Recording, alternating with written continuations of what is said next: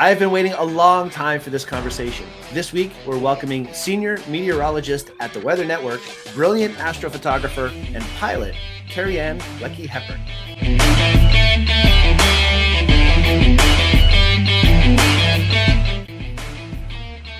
Pilot.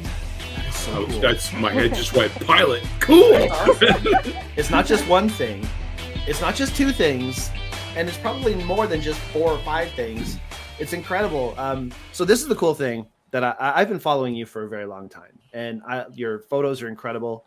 I'm so happy that you've taken the time twice to be with us. The first time didn't work out. I apologize for that. Oh, no, it's fine. But we're going to make up for it tonight.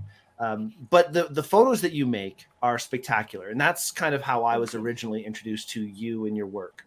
And then I learned that you are into meteorology and work with the Weather Network. Mm-hmm. And then I see all these posts about you flying and getting your plane out. And I'm like, could this get any cooler? I mean, that is just awesome. So we have a lot to talk about tonight. Yeah, I'm I think excited. I do too many things.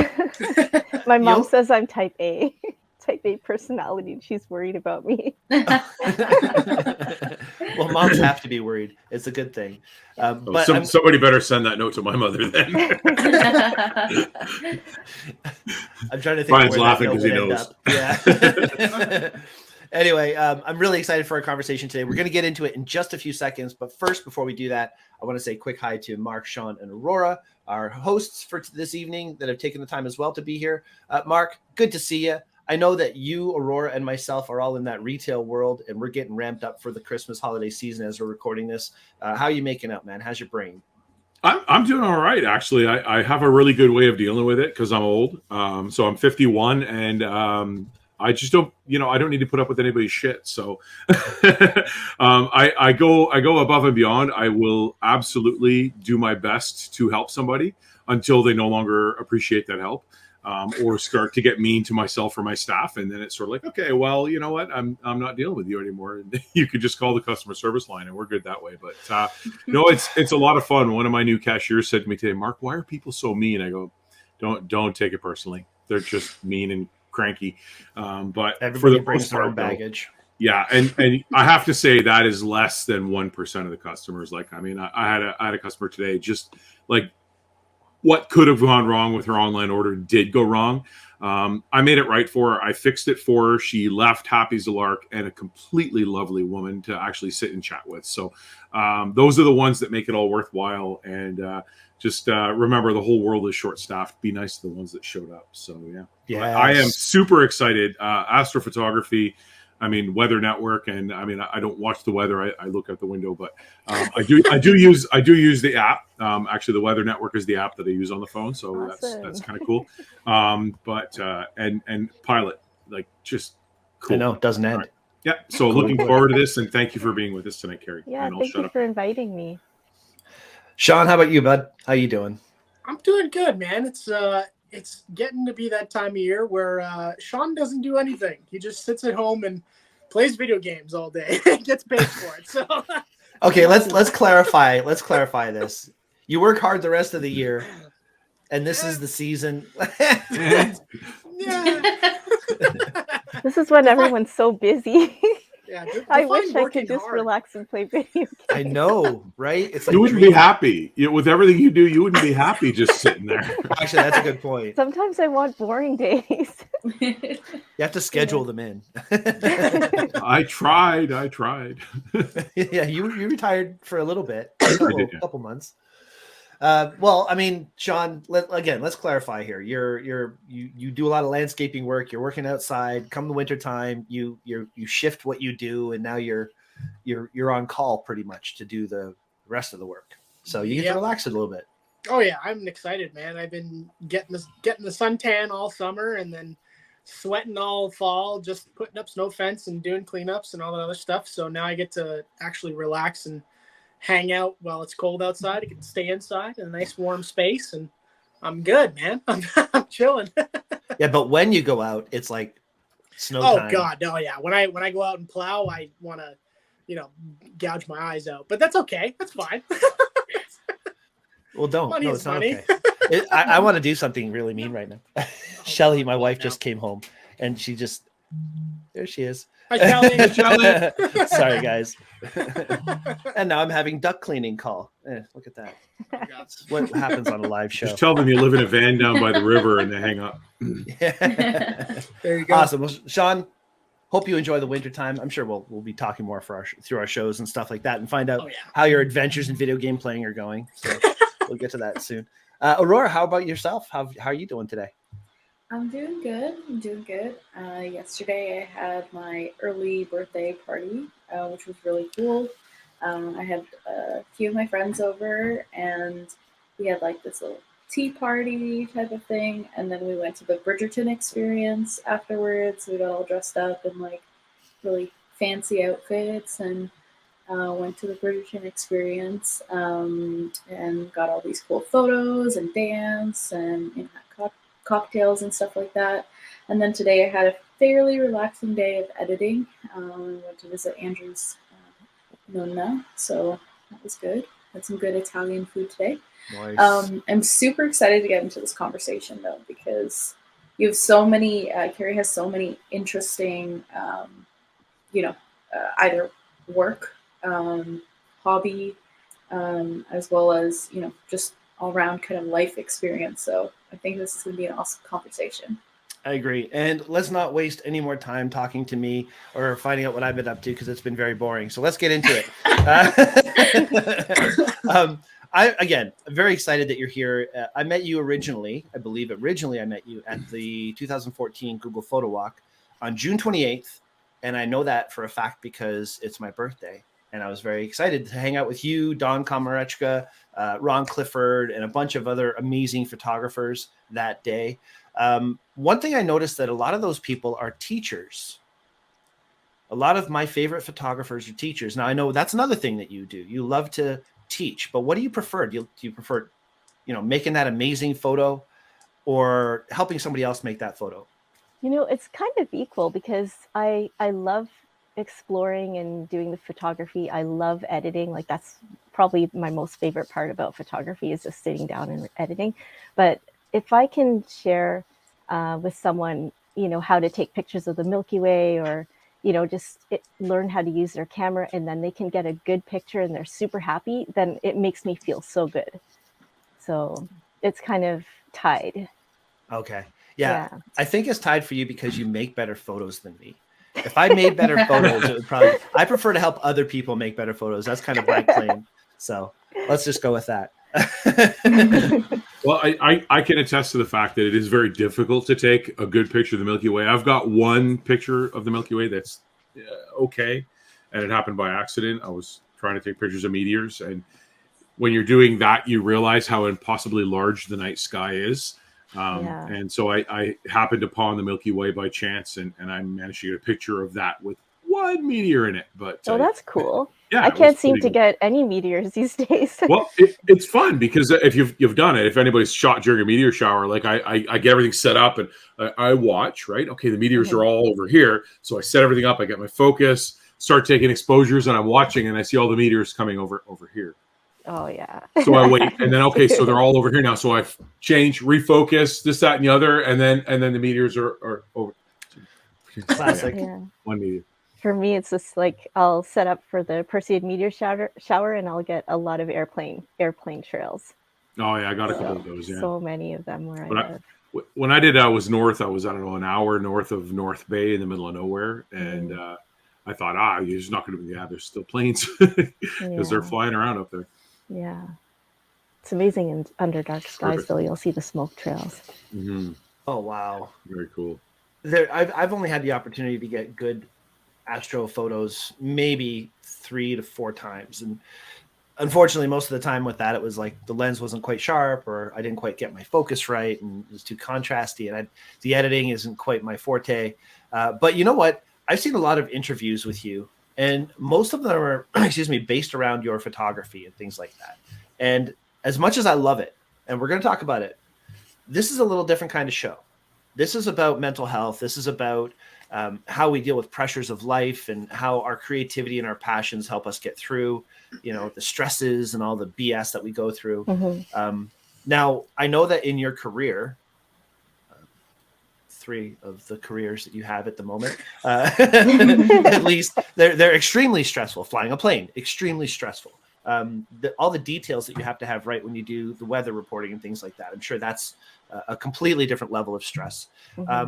Is the astrophotography, is that your solace? Is that where you go for your downtime? Or is that another added 100%. level of stress? Photography in general is my relaxing reward.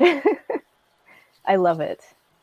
I mean, I love everything that I do, but it's definitely the most relaxing, less pressure, low pressure. The only time I've actually think I've only felt pressure was after COVID, and I traveled to Chile under the dark skies, and like everyone knows that I'm going there, and they're expecting to see the best photos ever.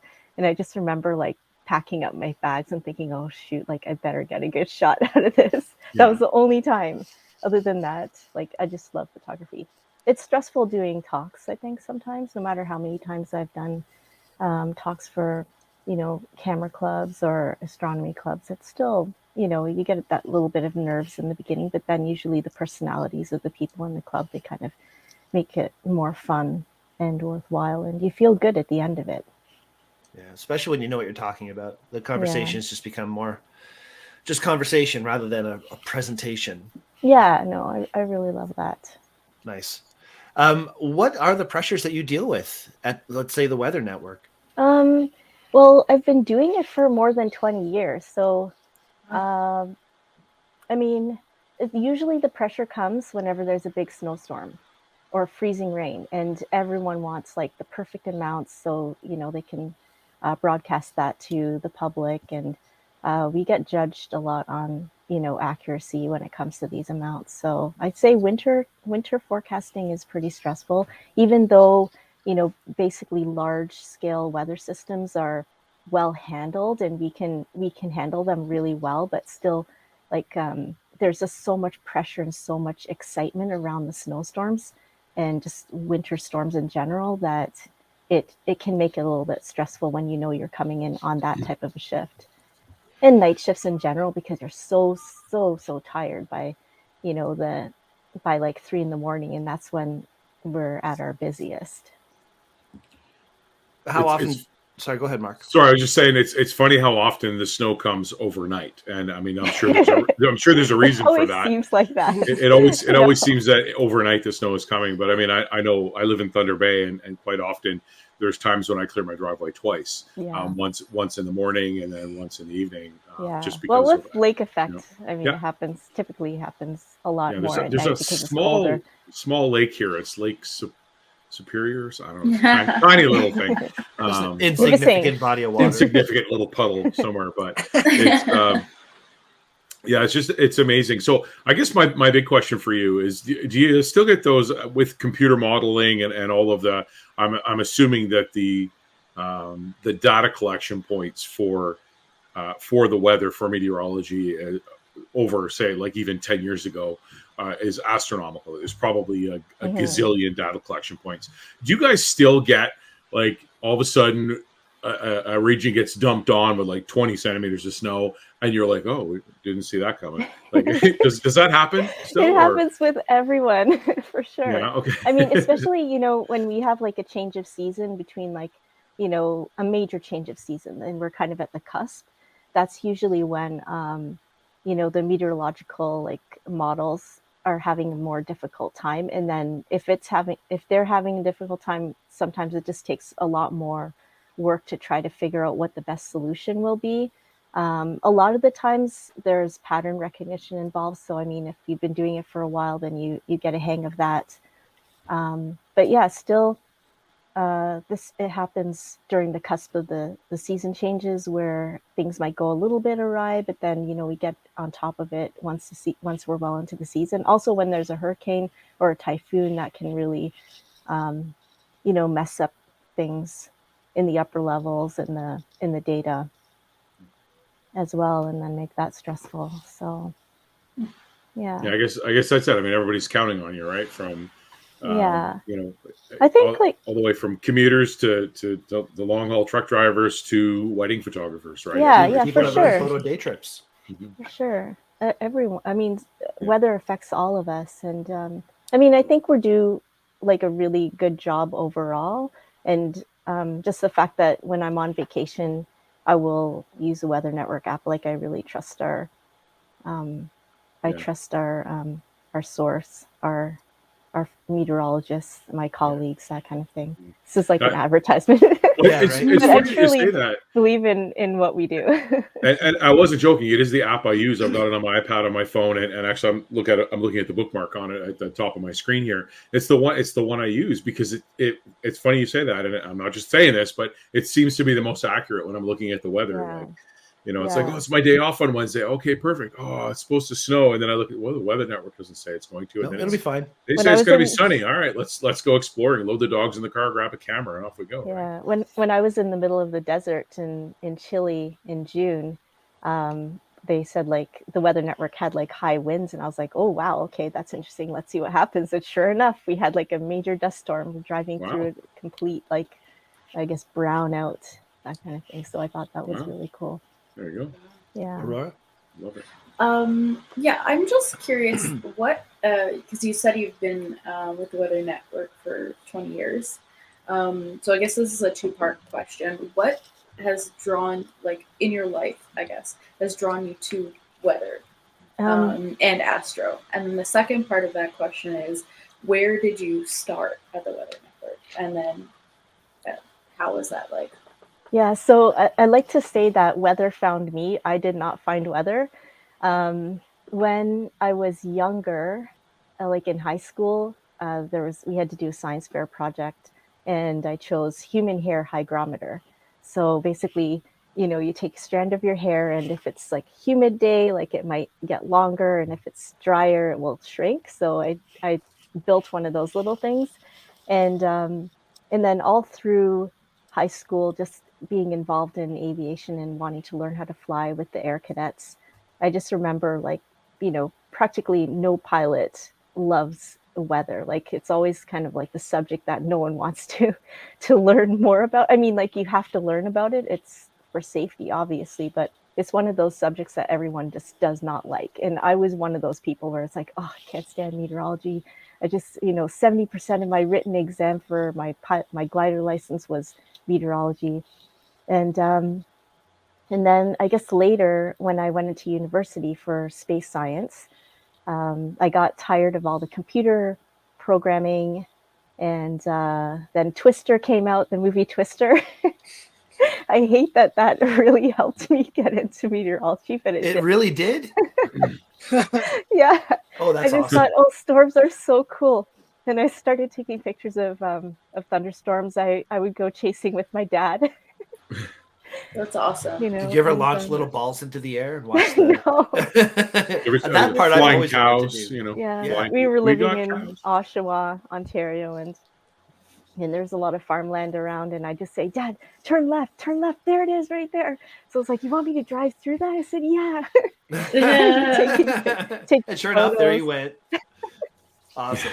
Yeah, and then I switched my program into atmospheric science at York, and then just before I finished my last year in atmospheric science, I got hired by the Weather Network as a summer student, and then it led into part-time student until I got my degree, and then I've been working there ever since.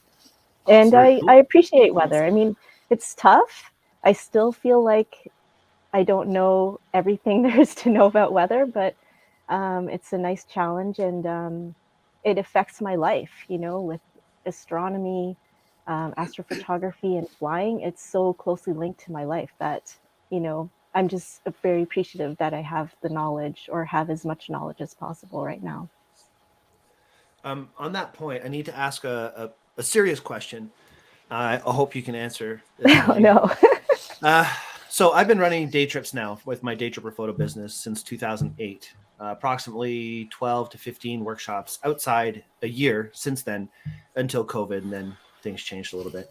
But up until that point, there were only about 3 or 4 times that I had to postpone or cancel a workshop. Mhm. So I've always said that I have incredible weather luck. Like I have people that help me with the weather. I could pretty much guarantee if I'm going to be outside, it's going to be nice. But if I'm in the car driving, it'll get bad. My wife is here. Oh, okay. That's bad news. And I'll talk about that in a second. Hmm. But my wife is right here, and she can attest to the fact that we can be on a road trip and the weather will be horrible while we're driving. And as soon as we have to get out and do something, it'll get nice and beautiful and we enjoy it. And then we get back in the car and it'll get bad again. It's like the weather seems to be on my side. So here's my question. Yeah, you're lucky. It's true. It's true. There she goes. Okay, bye. Thank you. The question is, are there weather people? Are there weather people? Are there people that listen to you Oh, and know that you're a good person and do good weather things for you? Because I swear I have weather people, and everybody asks me, I'm like, yeah, I'll talk to my people, and they come through. I don't have them. All right. I Well, don't know. I don't I think should I can introduce kind of you. attest to this because one time I was going to go do a maternity shoot, and the only day I could link up the days with these people was on a Sunday in the middle of the afternoon, and it was like calling for like on my Weather Network app, which is usually very close to accurate. Like it's on point. I use it all the time. We're But not being it paid was for calling this, by for the way. like you guys are 70. amazing. it's true. Though. It was like 70% chance of rain in Barrie, and I was going to Barrie at this particular park to take these pictures. But it was so hot and so sunny. And the story leading up to this is I was telling Brian how I was worried about the rain being bad, and he said, I have my weather people on it. I'll make sure you'll have good weather for your shoot. And there you go. Sure enough, I had even better weather than I was ever could have It's my imagined. people. So I think I'm gonna have to call Brian. I'm gonna be out in the desert. It's like, Brian, do something. I'll talk to my Call your people. weather people. You got to give me some notice They because don't I use like the Weather me. Network app, and I have to check in like a 21-day in advance period on the Weather Network app to make sure that it's okay. But generally, yeah. Anyway, I'm sorry. Well, I actually have an answer for that, Brian, and that's because you're positive. It's what you put out there, the universe gives you back. There is no And- bad weather, though. I truly believe there is no bad weather, especially in photography. I mean, Yeah. you can make something out of anything, really, right? But okay, Mark, I'll Overcast go. is, like, Maybe some of the karma. A little best. karma. Yeah, Time it's not to karma. take pictures. It's that you're portrait. positive, right? You put it out there. But a dark, chunky, cloudy sky makes for a great portrait, and Absolutely. it makes for no harsh shadows on your models. So that's Yeah. awesome too. I embrace it all. I think Mhm. that's why, because Okay. I love it all. I love the snow. I love walking in the snow. I love everything. I just, Me too. I love it all. yeah, I mean, good. unless I'm trying to take like deep sky, you want it to be perfectly clear. Otherwise, I love a little bit of clouds here and there, or full on cloud and rain. Milky Way shots, a little bit of cloud, I'm totally cool with that. Landscape photography, I find, especially in the mountains, you want to have like, not so good weather because Mhm. it can be so beautiful and Drama. dramatic. I love it. For sure. Did you choose to live in this area for weather, I had no or- choice. or have you had opportunities to do this down in Florida, or do this in BC, or in places where the weather is so different? Did you say no, I'll just stick to Ontario because Ontario weather is pretty cool? No, I'm just here because my parents came here, so I have no choice. That's fair. It's just a bonus that the weather's pretty I good. keep telling my husband, it's like, oh, it'd be so cool to move to Calgary because they have the mountains. They've got like the Chinooks in the winter. Be so cool. And it's but- cheaper.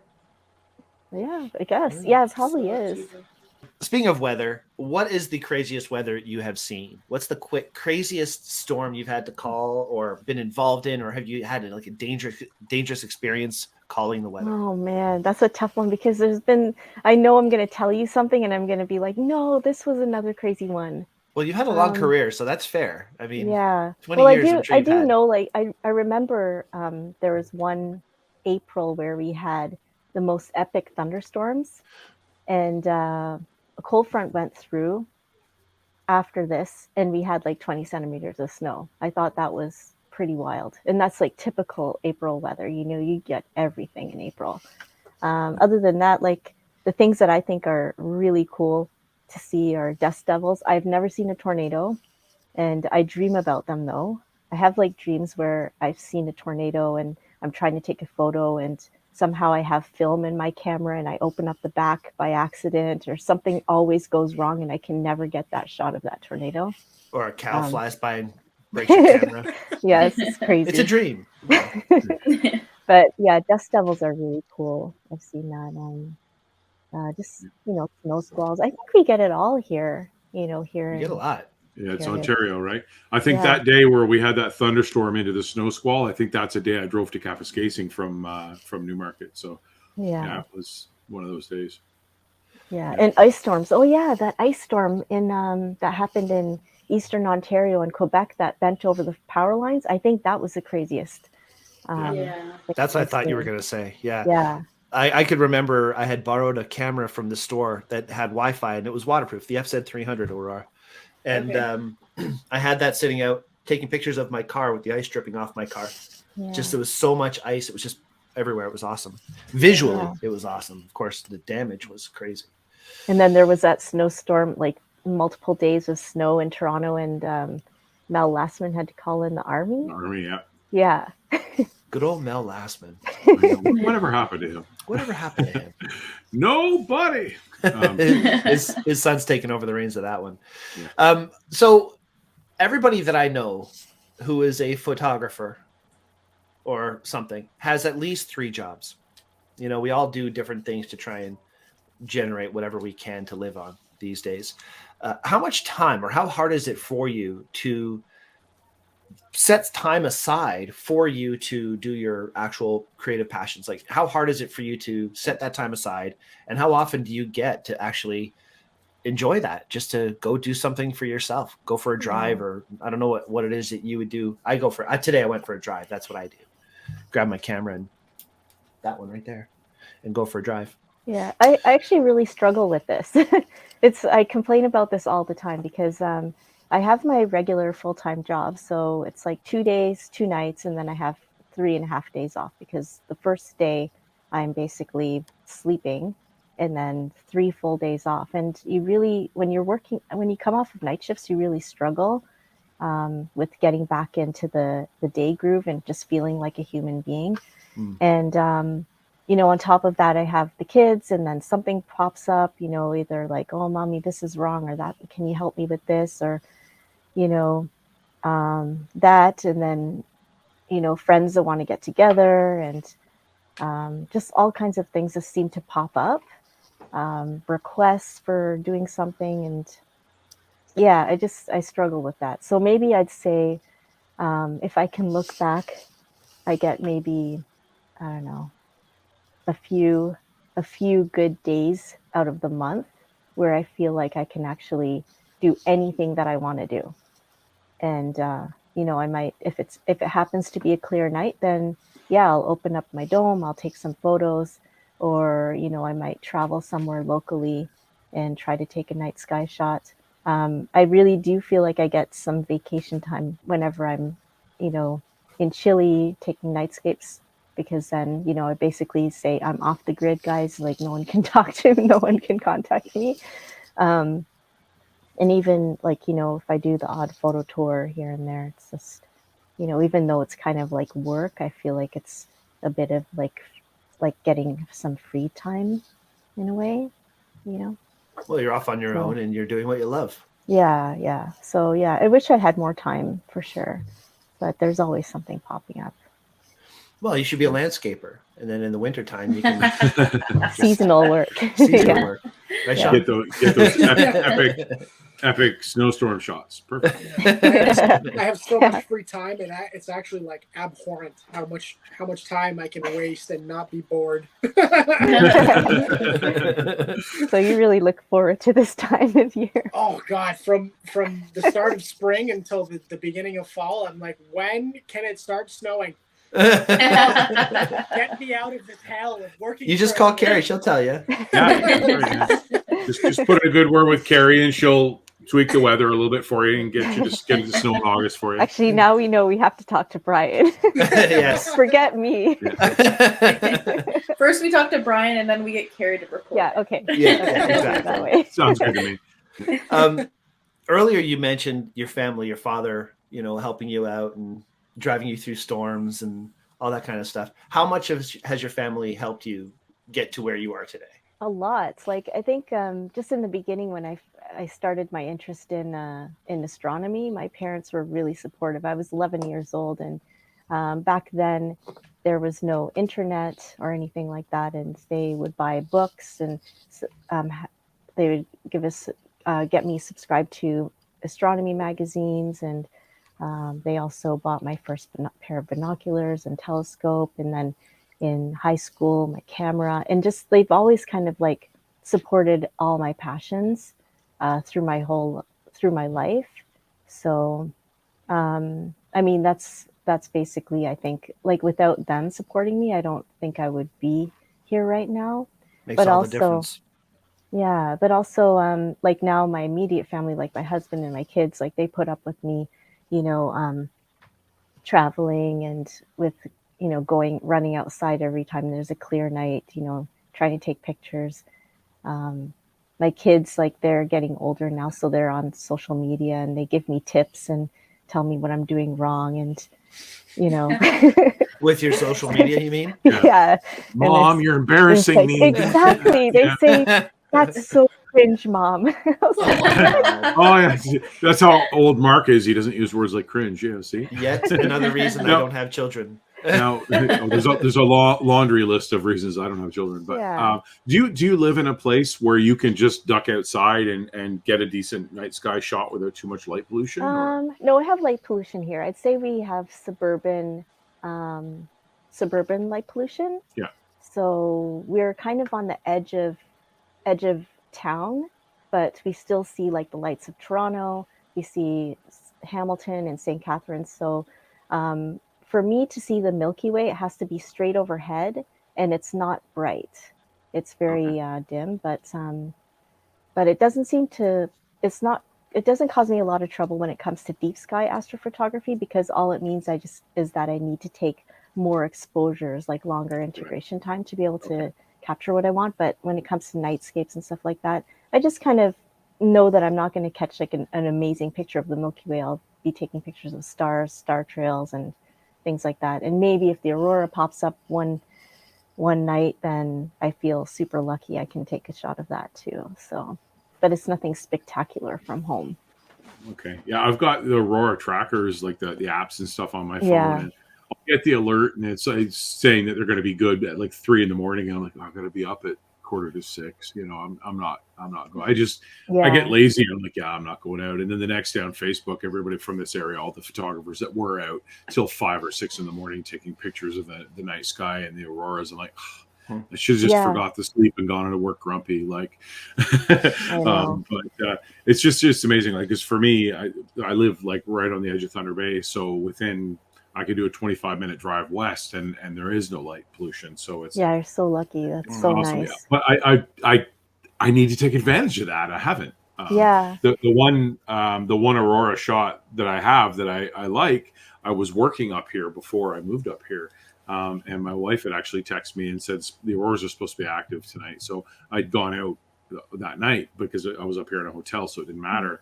You know, I wasn't snuggled into a puppy or anything, right? So it was like easy to just forget it and go out. But now it's like, oh, there's a dog snuggled into your lap. You know, there's a good movie on. So many reasons to not do stuff. Right? I call myself the lazy photographer because there's always a reason for me to just, it's a little too cold. I'll get another opportunity. You can't do that when people expect you to be making the images. You're going to Chile, you have to come back with something, right? Yeah.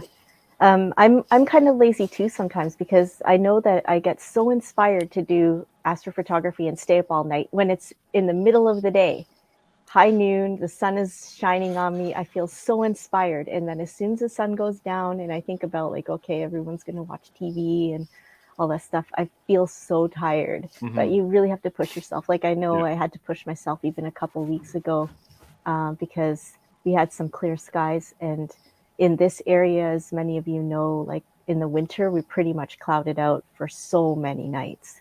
And I thought, okay, I have to take advantage of whatever clear night I get, because I need to take some pictures of, you know, like the Orion Nebula or some objects in Orion, because I actually have hardly anything in my portfolio with the winter constellations because of the weather in the winter. So interesting. Yeah. So actually, since you're talking about the deep space there, now the rig that's behind you with the Canon camera, or at least a lens, I can't see a camera, but is that some sort of a computer controlled gimbal for you to take those pictures? Oh, or- so this is a sky tracker. It's a sky watcher, and it's pretty portable. You just mount it onto your tripod, and it tracks the night sky for you. So it's good for when you want to take really long exposures with a longer telephoto lens, Okay. or even a small telescope. You can attach that. And this is basically Right. what I take with me to Chile or whenever I'm going traveling. Okay, so that avoids the whole star trail sort of Yeah, thing, right? yeah, it 'Cause does. tracks the sky with So, you. Okay. like for instance, if I'm using like a 24 millimeter, like you can basically, you don't have to use something like that.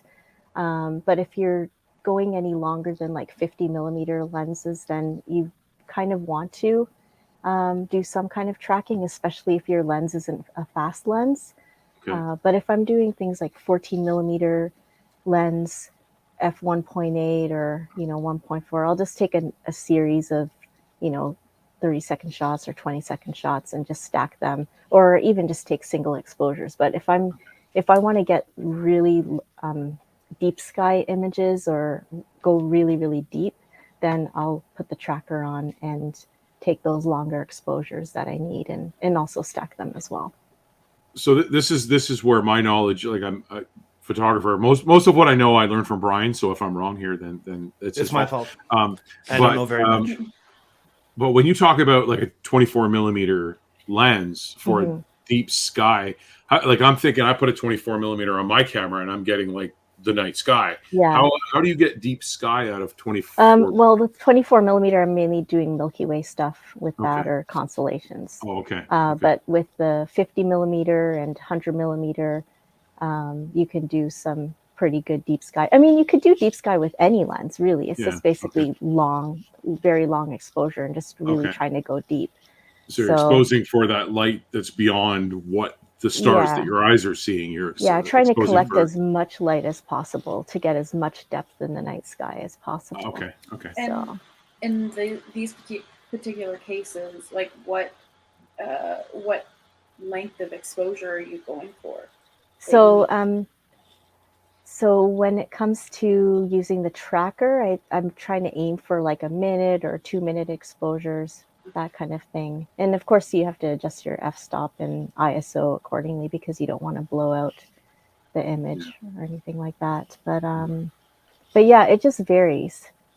Like some people either like to do the stacking route, where they will take multiple short exposures with no tracker, and then you stack them and try to bring out as much depth as possible. Or some people like to go even deeper, and then they take the really long exposures and also stack those to take it to the next level.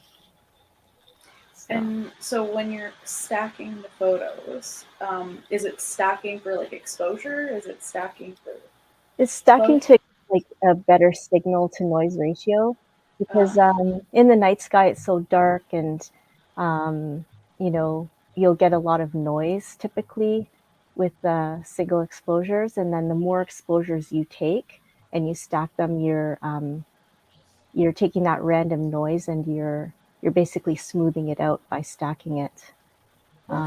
Yeah, and then that way you can actually do a whole lot more with the image. Like I know sometimes with me, when I do nightscapes, I do get lazy in the field, where I just want to take a single exposure here, a single exposure there. Like I call them like snapshots, especially if I'm in an area where I'm really excited, and I have it, like I want to take as many shots as possible. I will be like a single exposure snapshot person, and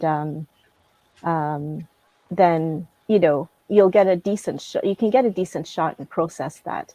But I do know when I take the time and I do stacking, then it takes it to the next level. You can get so much more detail in the shadows, in the dark parts of your landscape and things like that. And you'd just be happy that you do it overall, that you stack it, or at least track as well. And of course, the image you're creating is a raw image, right? Yeah. So I'm always shooting in RAW. Yeah, I had assumed that, but I just wanted to verify. Yeah. I can hear Sean's thoughts right now. Yeah. I could literally hear Sean's thoughts. Like, I have no clue what these guys are talking about. It's crickets up here, dude. It's crickets. And I have to say that I did really restrain from when we were talking about shooting the Aurora Borealis and using an Aurora tracker. I have an Aurora tracker as well. It's called our work schedule.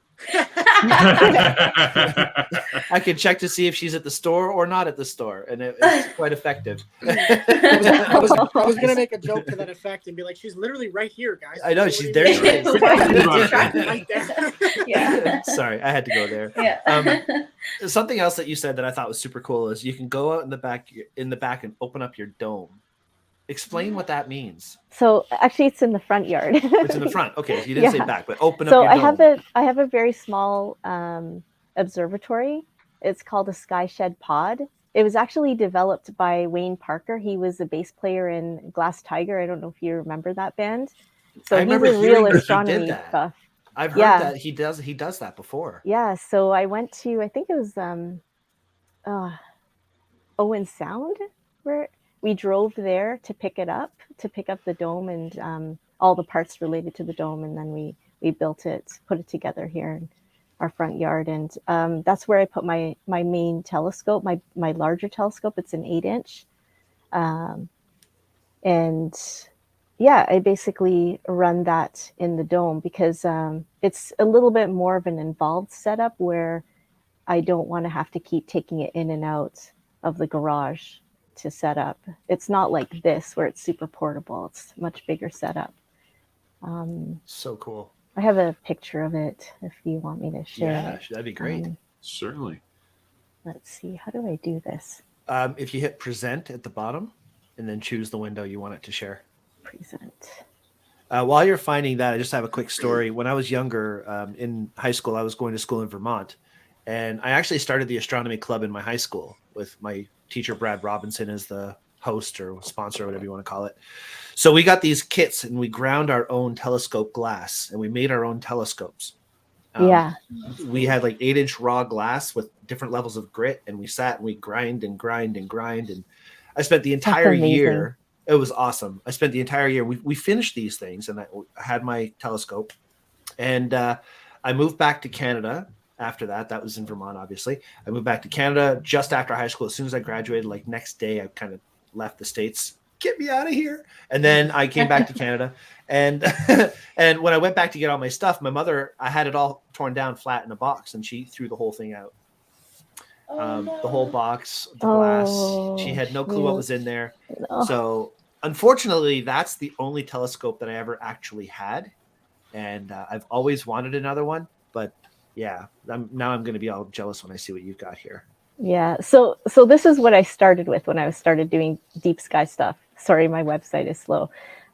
Basically, I had a mount, typical mount, and this was a 6-inch telescope, and my laptop was controlling everything. And every single every single clear night, I would lug this out of the garage and set this up. Eventually, like this laptop actually ended up dying on me because it got cold, and I realized I had to like cover it up with something.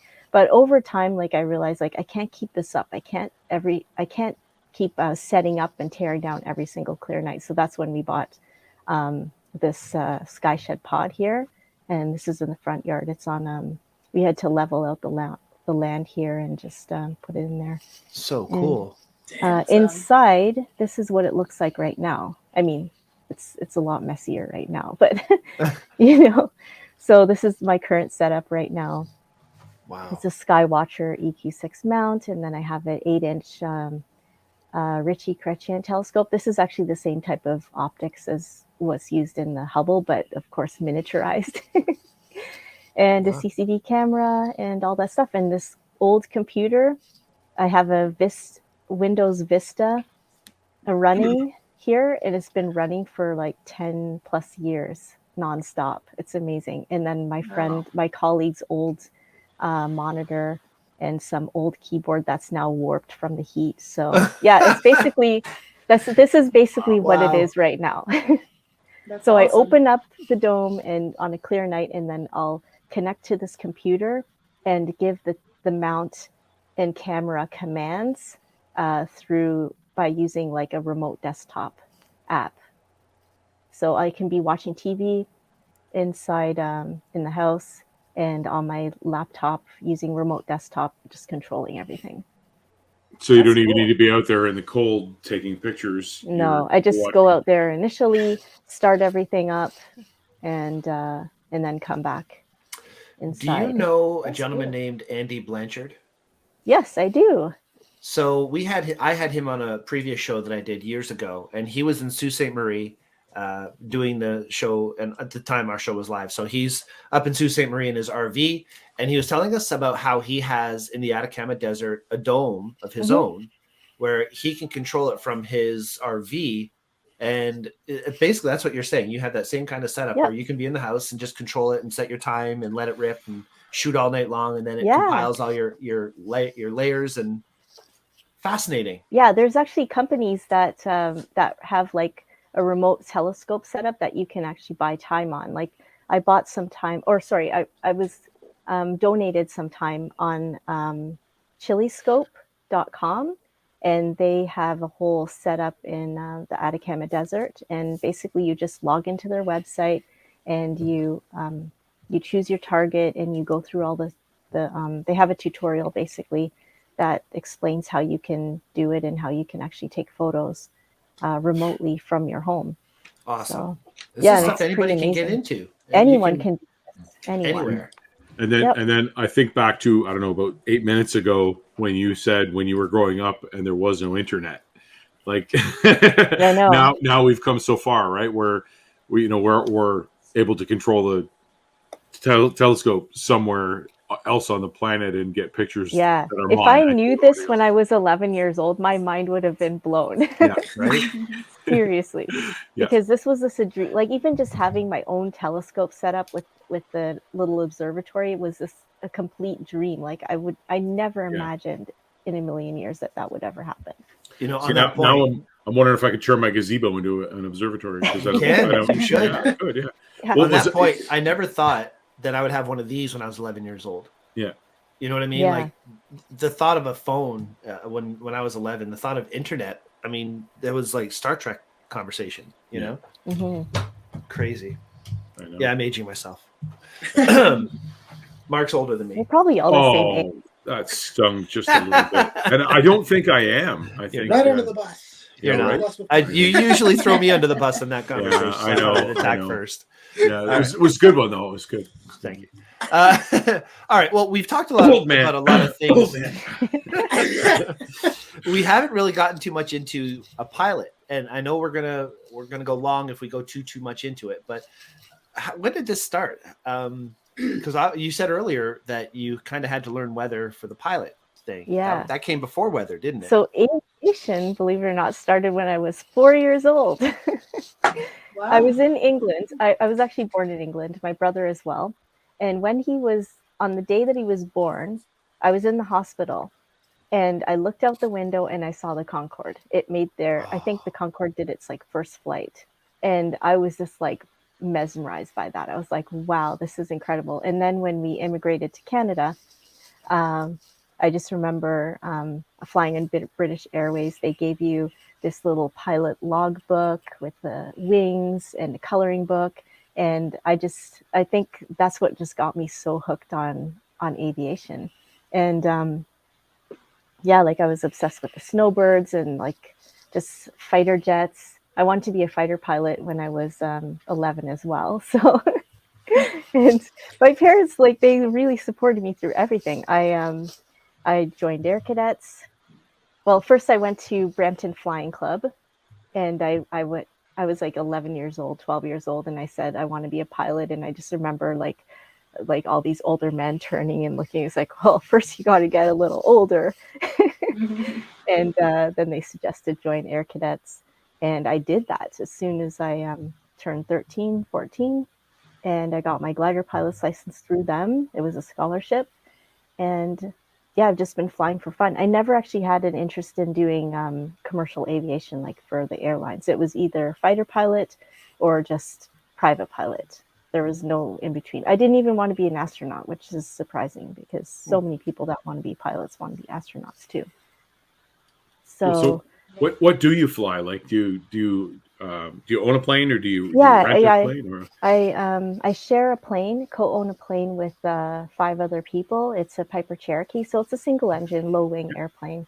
Okay, And cool. yeah, we just fly around. We take a lot of lessons too. Like as a pilot, you're always trying to improve your skills, and So we've been working on our instrument rating, commercial license, and just to all kinds of things just to keep up our skills and knowledge, Very and flying cool. around for fun as well. Yeah, of course. Mhm. That's Actually, awesome. you mentioned the snowbirds. We had Major Brett Parker as a guest on our show, That's amazing. episode 22 of this season. So yeah, I'm gonna that have was. to look that up. I'm a huge Yeah. fan of the Snowbirds. I'm probably their biggest fan. Oh, Yeah. he is They're- awesome. They're my lock screen photo on my Nice. on my phone, actually. Yeah. Yeah, I can't it miss was. your shows. It was a great chat. He's the boss of the snowbirds as well. So it was like we were super lucky to get to talk to him. It's amazing. Well, you know what? We're going to wind down unless you guys have other questions that you'd like to ask, Mark, Aurora, Sean, before we wind down and get to our final 3 questions. No, I think I'm good. I just thank you for your time. I appreciate the conversation. It's been great. And I was thinking the Google Plus walk where you and Brian met. You were I there. missed. No, I wasn't. My first one was the fall photo walk of 2014 because it was on my birthday. And I went on that one as my birthday gift to myself. And of course, I never tell anybody that it's my birthday. So I was the only one that knew. But that's where I met Don Kamarachka, and of course Ron Clifford was there, and I'm trying to think who else was there. I mean, there was so many photographers that I always looked up to. Yeah. So that was cool. So that's probably why we never met. I only went on 2 or 3 of those before, of course, Google Plus decided to close its doors. So Google Plus, I loved Right? it. I know. damn you. Yeah, I just met so many people on Google Plus. It was incredible. There were communities. There were like the Arcanum, and I was in the Arcanum. My online community that I had was actually pretty cool on there. Yeah. Yeah, And Trey Ratcliffe was like the god of photography. Actually, HDR. I have a question for you about that. Before we get to Aurora and Sean, just a quick question. Trey Ratcliffe just released a whole bunch of AI photos. I don't know if you've seen those. Yeah, How does that kind of play into your world as well?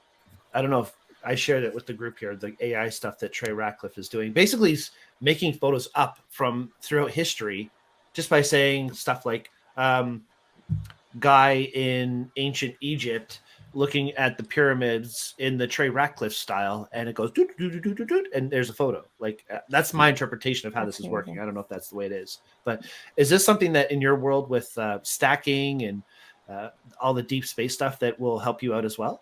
I don't know. Like, I mean, the stuff that I saw with Trey Ratcliffe were his videos, his AI videos on YouTube.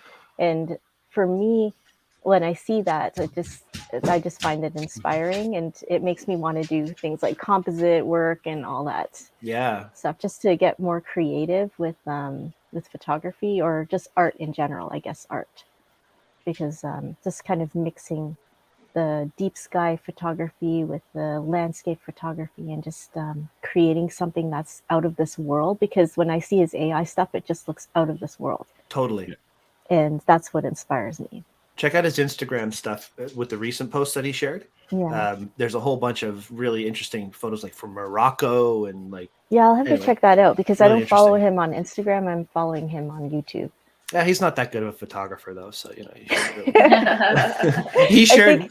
I shared his stuff, and he shared that I shared it, and I was like, "Oh my god!" My head almost blew up. No way!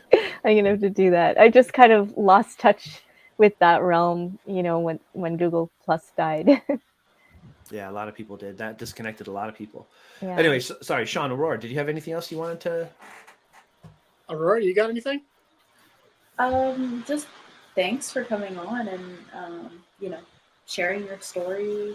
Speaking your mind and giving some great opinions. And I hope this inspires other people who are interested in pursuing, these things ever since they were small or whatever, that if you set your mind to it like you've done, you can do it all, or you can at least achieve one of the things. Because those are all 3 individual things that people don't think they can achieve.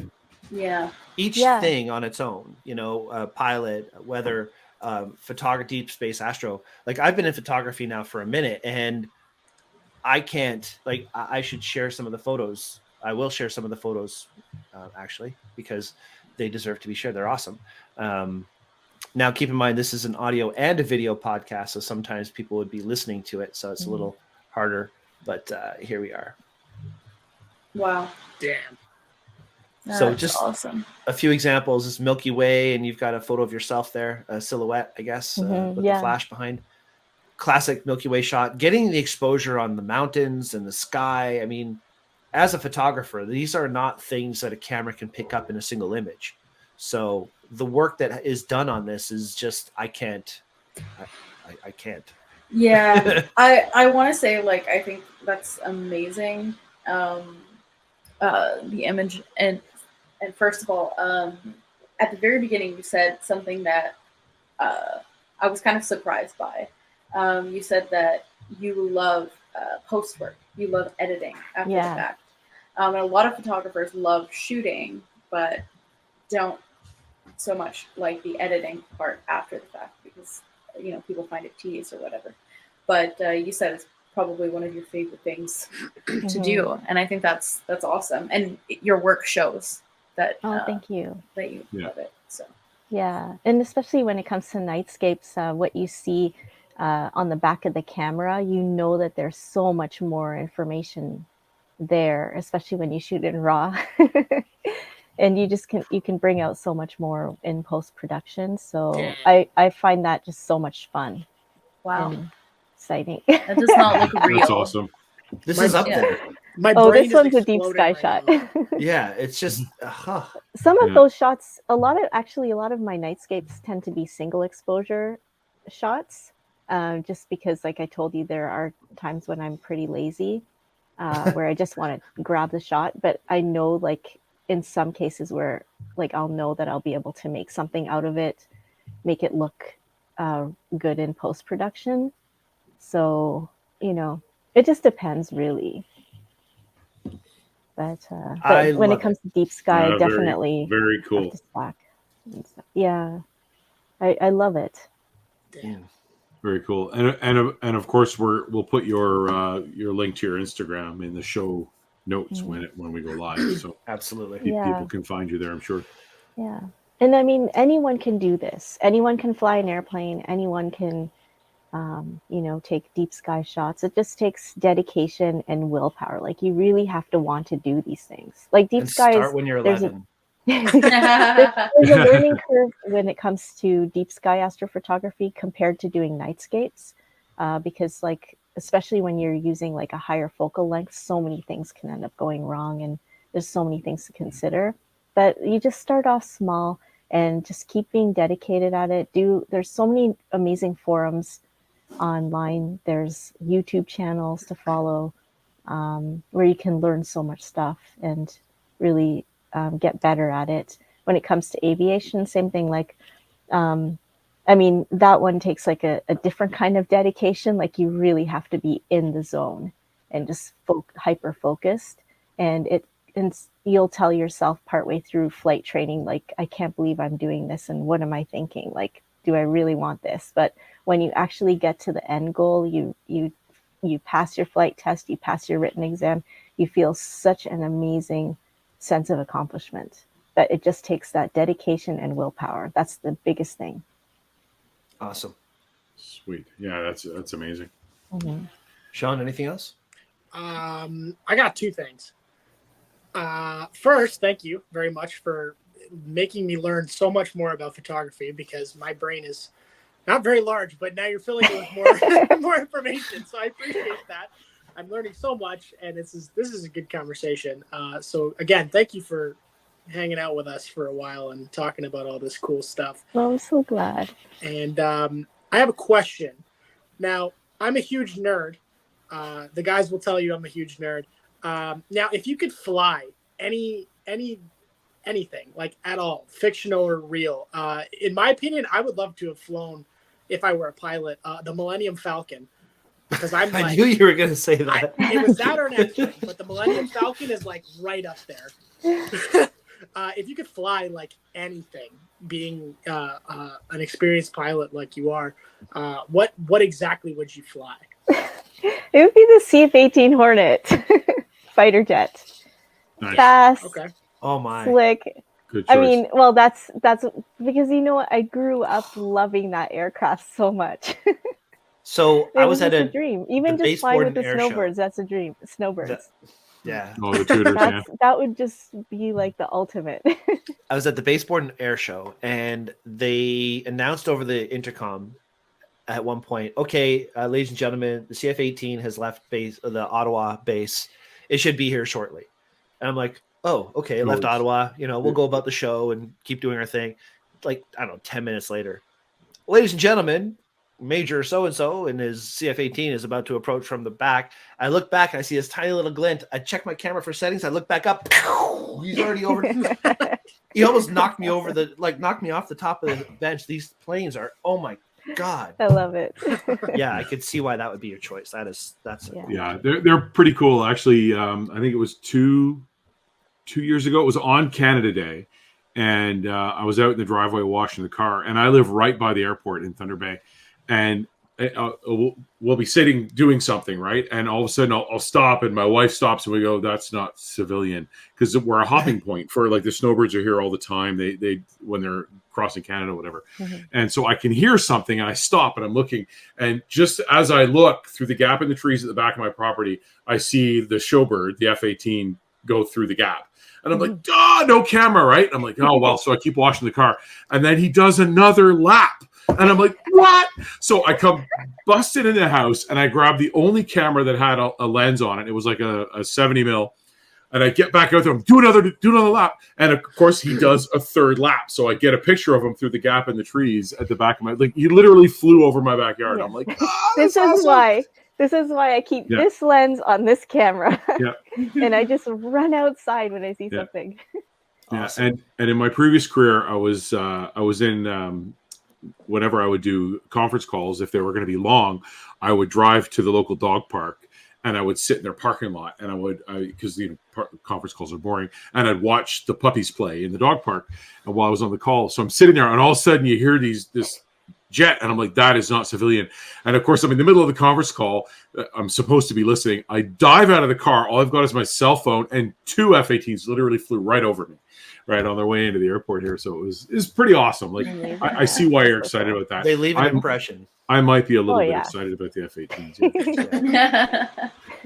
The only thing that'd be better is if it was an SR-71 flying over. Then I would have melted. I'm like, you see those. There's usually other things that are afoot. You don't necessarily want to see all the big fighter jets flying over our area. Yeah, they got enough of that over other places. Yeah, right well, like I said, for me, the airport it's the midpoint of Canada, right? So, well, thank you so much one last time for taking the time. Well, it's probably not the last time. Well, thank you again. But it's really cool that you've taken the time to be with us tonight. I don't know if you remember the question in the email that I sent you at the end for the challenge. I remember it. Awesome. Do you have a challenge you'd like to give our listeners, viewers, watchers, people that pay attention? Definitely. So I believe that anyone can take a picture of the constellation Orion.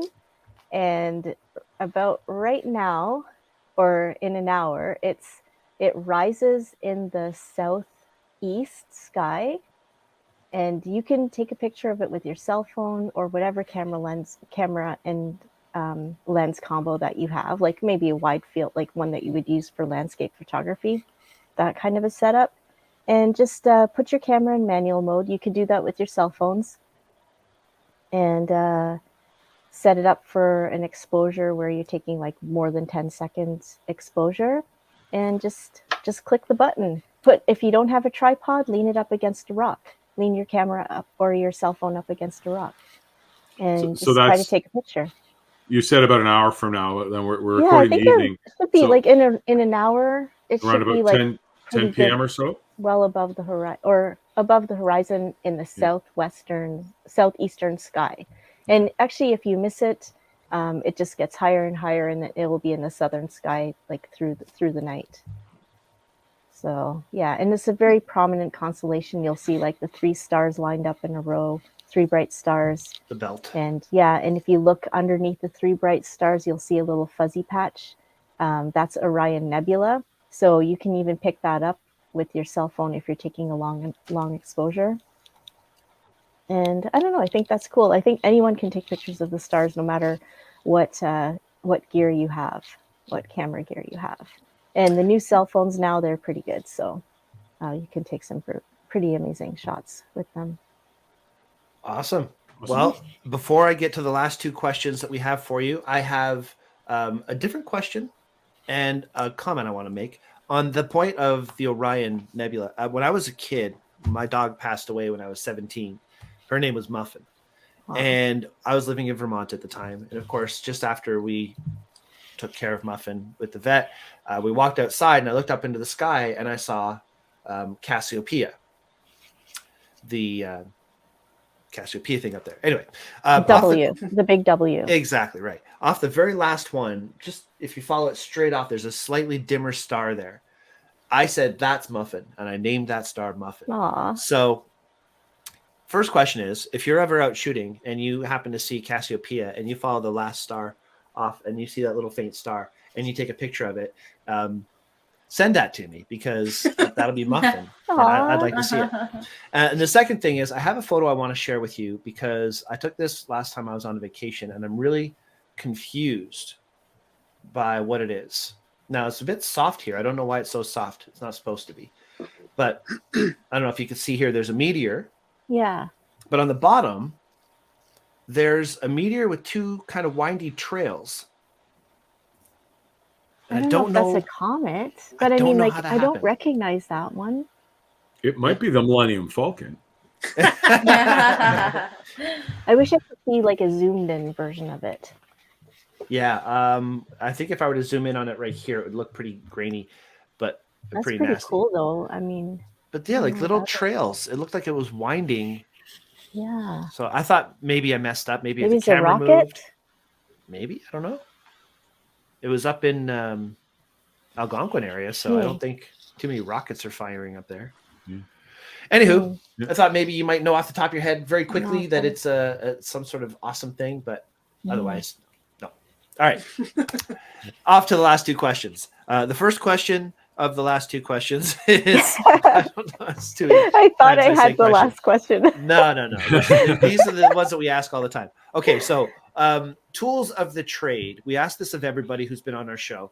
What do you consider to be a tool of the trade that you fall on, you rely on every single day? It doesn't have to be a physical tool. It could be something like a mantra you tell yourself, or it could be a concept that gets you through, or a way of thinking. It could be anything. What would you consider a tool of the trade that gets you through your day-to-day?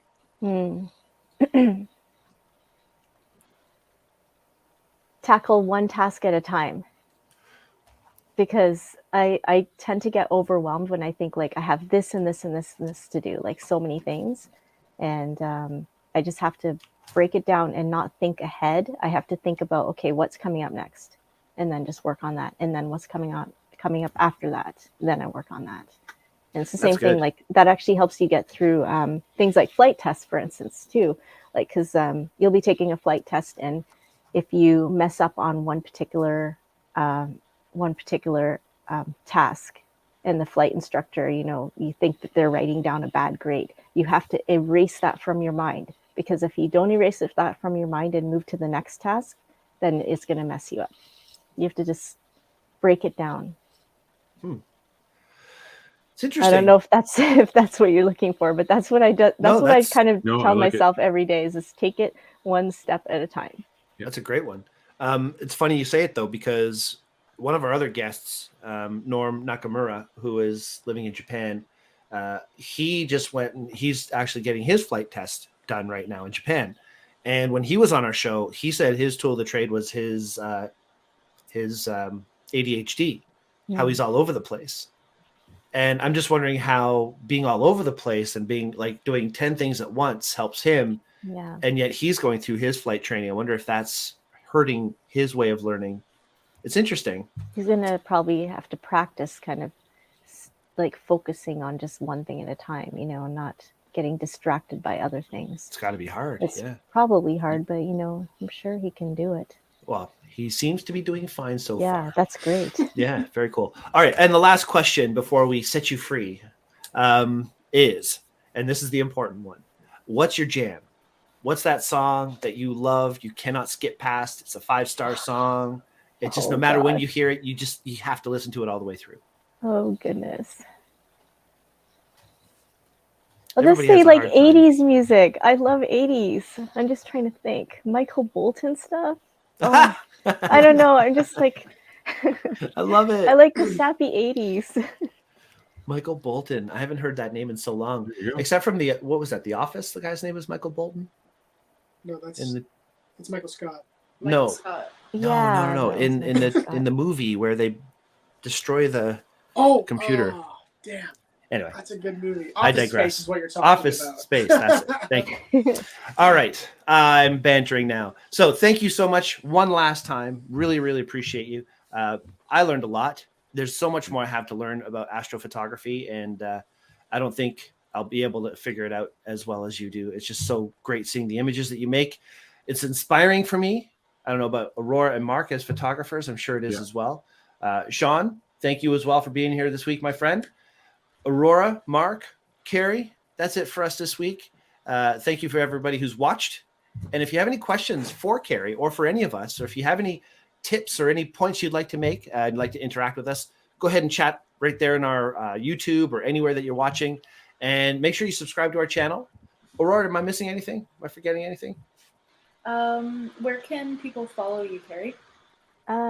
Instagram, Weather and Sky is my handle. I'm Weather and Sky on most of the social media.